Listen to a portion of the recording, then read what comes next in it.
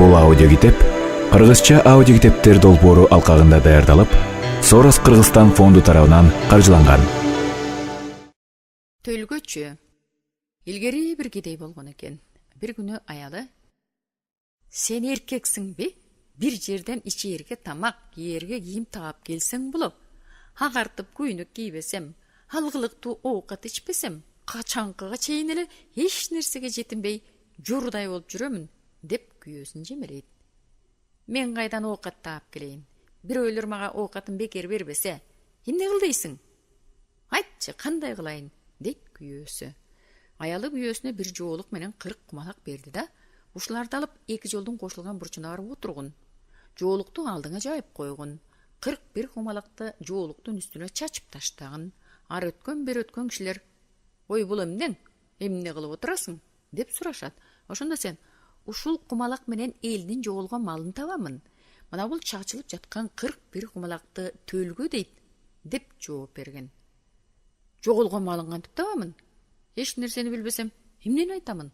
дейт күйөөсү. "Бирөө мен кой жоготтум, коюмду таап бергин деп келсе, сен кумалактарды колуңа алып туруп, жоолукка чачып таштаганда, оозуңа эмне кирсе ошону айта берген. Ошол айтканың үчүн алар сага акча беришет. Ошону менен оокат кылабыз." Аялы безилдеп шакылыктады. Аялынын сөзү менен кедей эки жолдун айрылышына келип, жоолугун жайып коюп, ага кумалактарды чачып салып отура берди. Эшегин жоготкон бир киши келди. "Бул жерде эмне отурасың?" "Мен төлгөчүмүн.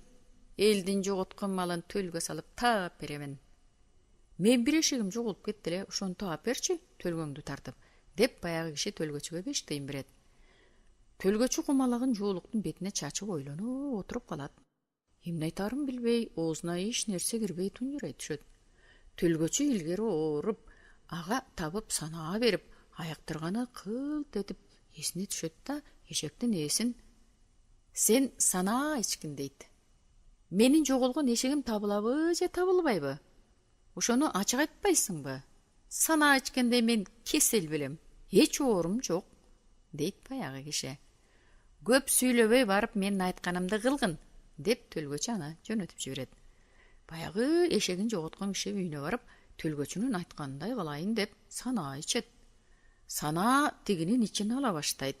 Тигил шашылыш камыштуу жерге барып олтура калса, аерден шабыр-шубыр деген добуш чыгат. Ал "Бул жерде эмне болду экен?" деп карай салса, өзүнүн жоголгон эшеги ошол жерде жүрөт.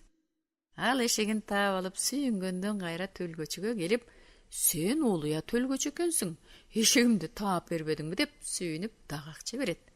Ошентип кедей төлгөчү аталып кеткен экен.